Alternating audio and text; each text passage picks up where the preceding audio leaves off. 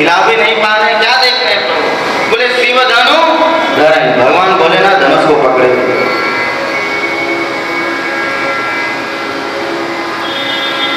एक भाव, दूसरा भाव, बोले भगवान धनुष के निकट खड़े हो।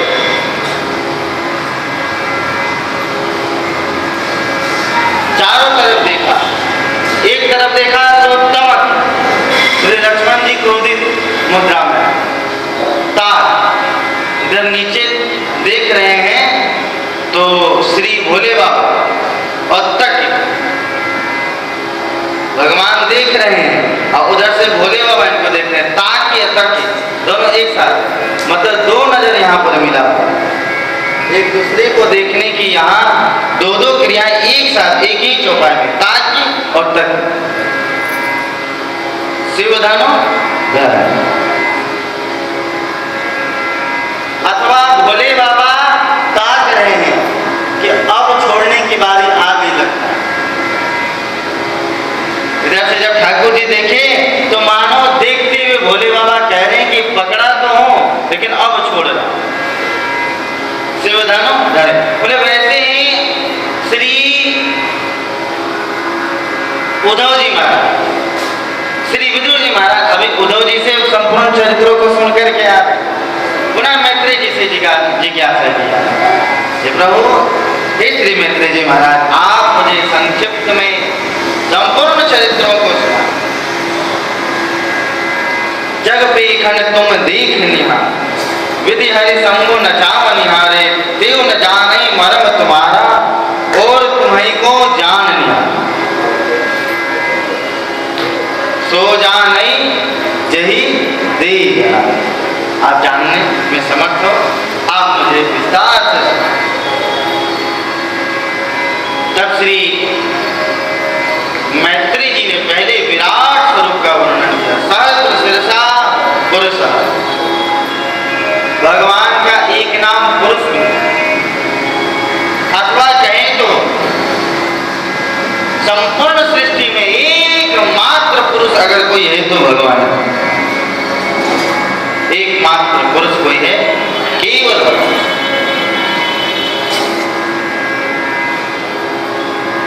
हजारों नेत्र हैं, सहस्त्राक्ष, हजारों भुजाएं हैं। मंद मंद विदुर जी मुस्कुरा रहे हैं और थोड़े से संकोच में भी पड़ रहे हैं कि भाई हम तो भगवान के इन लीलाओं को सुनना चाहते थे और आप कहाँ मुझे विराट में लेकर पहुंचे, हम तो गुम हो जाएंगे उस विराट के चरित्र में प्रवेश करके। ब्रह्मा जी की उत्पत्ति की कथा सुनाई श्री मैत्रेय जी ने उद्धव जी विदुर जी को। क्या सुनाया? बोले परब्रह्म परमात्मा के हृदय में उत्कंठा हुई कि इस सृष्टि का विस्तार, आखिर हम क्रीड़ा कैसे करेंगे, किसके साथ खेलेंगे, कोई खेल खिलौना तो चाहिए। ब्रह्मा जी को उत्पन्न किया, आज्ञा दी सृष्टि का विस्तार करो। ब्रह्मा जी ने पहली सृष्टि, पहली रचना भौं से श्री रुद्र प्रकट हुए और जो भी दो चार इन्होंने अपने हाथों बनाया था सबको भक्षण करने लगे। ब्रह्मा जी ने कहा एक तो तुम रचना किए नहीं, ऊपर से तुम संहार पहले करते, रचना करके अगर संहार करते तब तो ठीक, लेकिन तुम रचना तो किए नहीं, संहार पहले करने लगे। नामानि कुरु मेधाता स्थानानि च जगद्गुरु, यद्रोधी सुरश्रेष्ठ स्ववेग इव बालकः। आप अपने प्रकार की सृष्टि की रचना करें। भूत प्रेत आदि सब हुए उनसे, उनकी उन्होंने रचना की। अब क्या करें? रुद्र ने आज्ञा मांगी, सृष्टि विस्तार तो करूंगा लेकिन और भी कोई आज्ञा अगर हो तो मुझे प्रदान करें। अलम प्रजाभि सृष्टाभि, और रुद्रदेव को ब्रह्मा जी ने आज्ञा दिया, क्या? बोले जाओ भजन करो।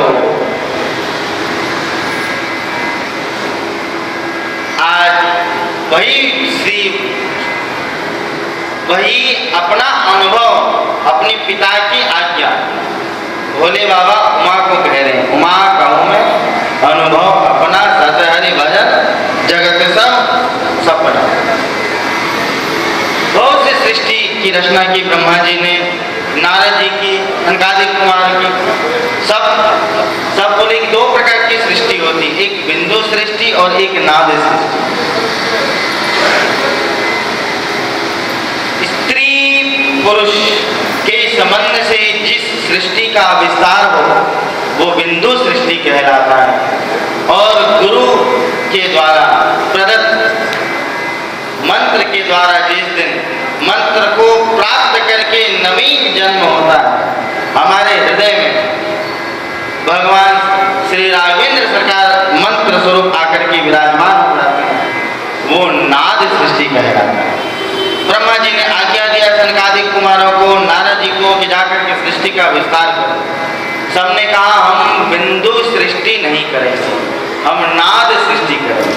आपके आज्ञा का पालन करेंगे लेकिन बिंदु सृष्टि के माध्यम से नहीं, नाद सृष्टि के माध्यम से।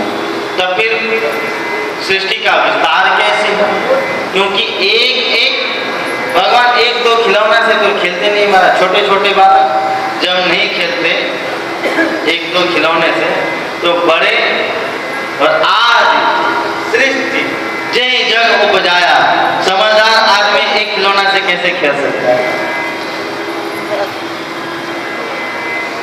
तब श्री ब्रह्मा जी के ही श्री अंग से मनो शत्रुपा जी का प्रादुर्भाव। यस्तु तत्र पुमान शोभुन मनो स्वयंभुव स्वराट स्त्री आसीत् रूपाण्या मत्स्यस्य महात्मा। मनो शत्रुपा जी प्रकट हुए, इनके पांच इन्होंने अपने से 5 की सृष्टि की। किनकी किनकी? आहुति, देवहूति, प्रसूति, प्रियव्रत और उद्दानपाद। इसके पूर्व मनु शत्रुपा जी को आज्ञा जब दिया ब्रह्मा जी ने कि तुम सृष्टि का विस्तार करो, मनु शत्रुपा जी ने 5 संतान उत्पन्न किए, 3 पुत्र और 3 पुत्रियां और 2 पुत्र, आकुति, देवहूति, प्रसूति, प्रियव्रत और उद्दानपाद।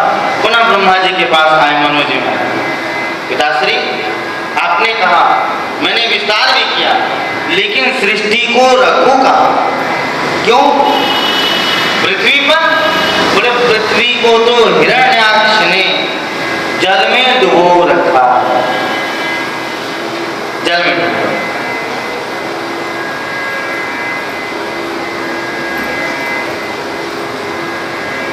श्री गुरुदेव सरकार का मतलब कि रचित ग्रंथ जय विजय के माध्यम से अब हम लोग ये जाने कि हिरण्याक्ष के अंदर इतनी सामर्थ्य कहाँ से आ गई जो उसने उस पृथ्वी को, इन्हीं पृथ्वी को जल में डुबो दिया।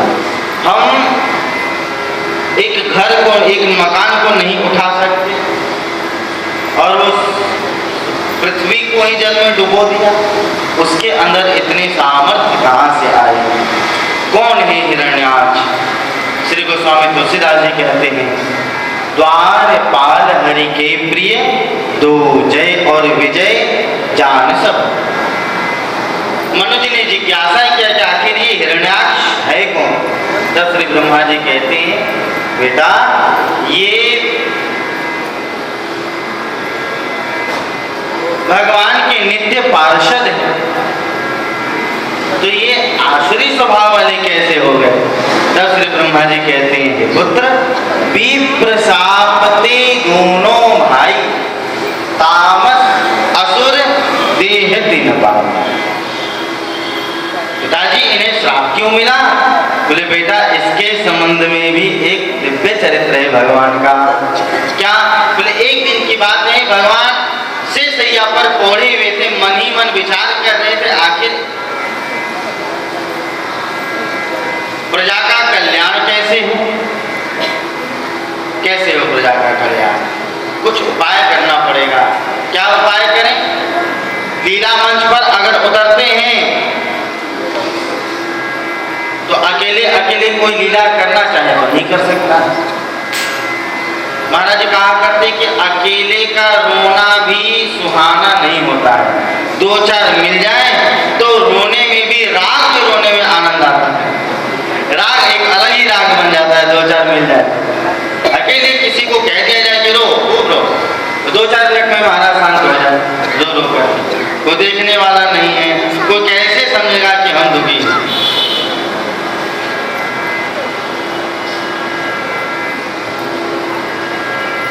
अथवा बिन गांव के घूमर, एक हाथ से ताली कहीं बजती है क्या करें? मन ही मन इन्होंने संकल्प किया, ऋषि मुनि आए और इनकी स्तुति करने लगे। पौड़े दीन बंधु नारायण शेष सैया, सेवा में मैया लक्ष्मी जी। पौड़े दीन बंधु नारायण शेष सैया, सेवा में मैया लक्ष्मी जी लगी। पौड़े दीन बंधु नारायण शेष सैया, सेवा में मैया लक्ष्मी जी। पौड़े दीन बंधु नारायण शेष सैया, सेवा में मैया लक्ष्मी। शेषासन पौड़े नारायण लक्ष्मी चरण दबावे। शेषासन पौड़े नारायण लक्ष्मी चरण दबावे। शारद शीत सांब श्रुति गुण गण नीति नीति कह गावे। शारद शीत शंभु श्रुति गुण गण नीति नीति कह गावे। पावे पार किंतु पावे पार किंतु समरथ भैया हो स्वामी मैया लक्ष्मी जी। पौड़े दीन बंधु नारायण शेष सैया, सेवा में मैया लक्ष्मी जी लगी। भगवान ने प्रेरणा किया, ऋषि मुनि कुछ आए। ऐसी कीन्ही प्रेरणा ऋषि मुनि गए कछु आन। अद्भुत लागे करन सब प्रभु के गुण गण गान। लागे करन सब प्रभु के गुण गण गान। प्रभु की कोमलता की, प्रभु की कोमलता की कौन मोड़ करवैया। सेवा में मैया लक्ष्मी जी लगी। पौड़े दीन बंधु नारायण शेष सैया, सेवा में मैया लक्ष्मी जी लगी। हे प्रभु, आप मृदुनी कुसुमाजपी, आप फूलों की पंखुड़ियों से भी अधिक कोमल है। फूलों से आनंद रावल अंगुरिया, कैसे तुरविरवा तोड़ धनुधारी जी। तलवा हथेली कुल कुल धनुधारी जी। हे प्रभु, आप अत्यंत सुकुमार हैं। लक्ष्मी जी ने कहा, हाँ मैं भी इस बात का अनुभव करती हूँ। ऋषि मुनि तो दूर से केवल सोच सोच करके इनकी कोमलता की प्रशंसा कर रहे हैं, बखान कर रहे हैं, व्याख्या कर रहे हैं। और मैं तो इनके चरण को दबा करके मुझे डर लगता है कि कहीं मेरे कठोर अंगुलियों से प्रभु के चरण पर कोई आघात न पहुंचे। तब तक ऋषि मुनि बोले, हे प्रभु, आप वज्राद भी कठोराणी मृदुनी कुसुमागति, आप तो वज्र से भी अधिक कठोर हैं। लक्ष्मी जी तुरंत शंका हो गया लक्ष्मी जी को, ऋषि मुनिगण क्या कह रहे हैं?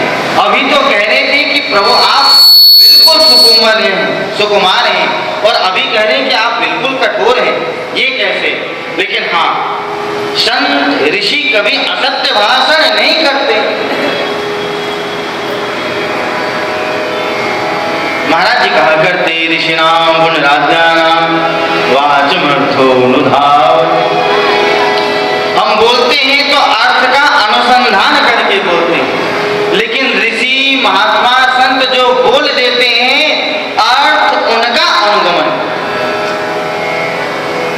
अर्थ उनका अनुगमन। गोस्वामी जी एक चौपाई कह करके गए महाराज, और अर्थ अभी तक उन चौपाइयों का अनुगमन कर रहे हैं, नए नए अर्थ का प्रादुर्भाव।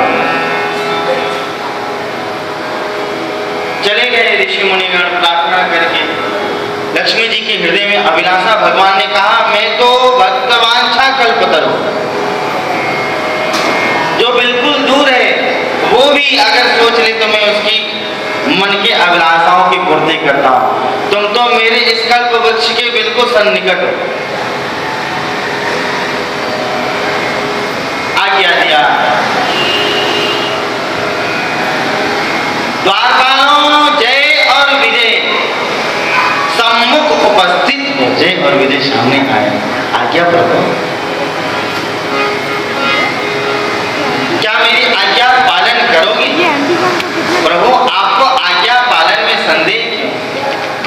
क्या आपका यह दास, आपका यह सेवक क्या कभी आपके आज्ञा का उल्लंघन किया है क्या?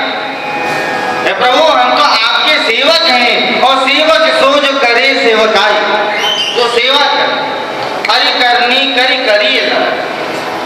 प्रभु हम तो आपके सेवक हैं, आपके अनुगामी हैं, आप आज्ञा करके तो देखिए। प्रभु ने, भगवान बोले हे द्वारपालों जय और विजय, आज की आज्ञा कुछ अटपटी सी होगी, क्या तुम आज्ञा पालन कर सकोगे? हे प्रभु आप आज्ञा करके तो देखें। अगर यह प्राणों को भेंट के स्वरूप में चढ़ाना हो तो हम चढ़ाने के लिए तैयार हैं। द्वारपाल जय विजय बोला प्रभु, बोले करहूं प्रहारा। द्वारपाल जय विजय बोला प्रभु, बोले करहूं प्रहारा। सेवक क्यों स्वामी को मारे, सोच क्यों इनकारा। सेवक क्यों स्वामी को मारे, सोच किए इनकारा। तब ही पड़ गई इनकी, तब ही पड़ गई इनकी बीच भंवर में नैया हो। शिवा की मैया लक्ष्मी जी, तब ही पड़ गई इनकी बीच भंवर में नैया, शिवा में मैया लक्ष्मी जी। भोले दीन बंधु नारायण तेर दैया, शिवा में मैया लक्ष्मी जी। भोले और विजय को आज्ञा दिया प्रभु ने, तुम्हारी भुजाओं में जितनी ताकत है, पूरी ताकत को, अपने पूरे सामर्थ्य को लगा करके अपने कठोर वज्र के समान कठोर गदा से मेरे ऊपर प्रहार करो। जय और विजय घबरा गए। तो प्रभु यह वेद भाव से ही संभव है, वेद भाव में सुमिरई निश्चर। प्रभु हम तो आपके सेवक हैं, आपके ऊपर प्रहार करने से पहले ये भुजाएं टूक टूक हो जाए, गदा चूर चूर हो जाए। नहीं प्रभु ये आज्ञा हम सबों से नहीं हो सकता, नहीं हो सकता। चाहे इस आज्ञा पालन न करने के कारण हम जय और विजय को अनेक जन्मांतर तक अगर नरक की घोर यात्राओं को भोगना पड़े तो हम दोनों भाई तैयार हैं, लेकिन आपके ऊपर अपने हाथों से हम प्रहार करें ये संभव है। ठीक है जाओ द्वारपालकों का निर्वहन करो। और इधर मंच की तैयारी है, सभी तरह के पात्र होते हैं, पात्र तैयार हो। अब मंच बनाना है, पात्र तैयार हो जाए और मंच ही ना हो तो फिर कैसे लीला होगी। और एक ही पात्र अभी तैयार हुआ है, अभी और भी पात्रों की आवश्यकता है। तुरंत योग माया बुलवाई, आज्ञा दे अजलोक पठाए। योग माया को याद किया। ये कौन है? भगवान की अंतरंगा। कहें तो श्री राधा रानी, श्री किशोरी जी, यही योग माया। दो प्रकार की योग माया, एक अंतरंगा और एक बहिरंगा। भगवान की लीला में सहयोग कौन कर सकता है? श्री किशोरी जी, श्री राधा रानी।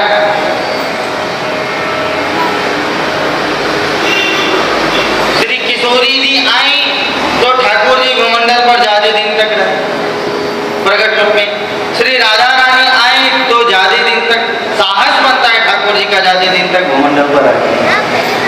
अकेले आते हैं तो महाराज तुरंत नरसिंह बने, तुरंत अंतर्धान, वराह बने, तुरंत अंतर्धान। और जब श्री किशोरी जी हो तो साहस में बनता है। जब परिवार के साथ आए तब तक साहस के साथ टिकना है, अभी नहीं जाए। जाओ हे योग माया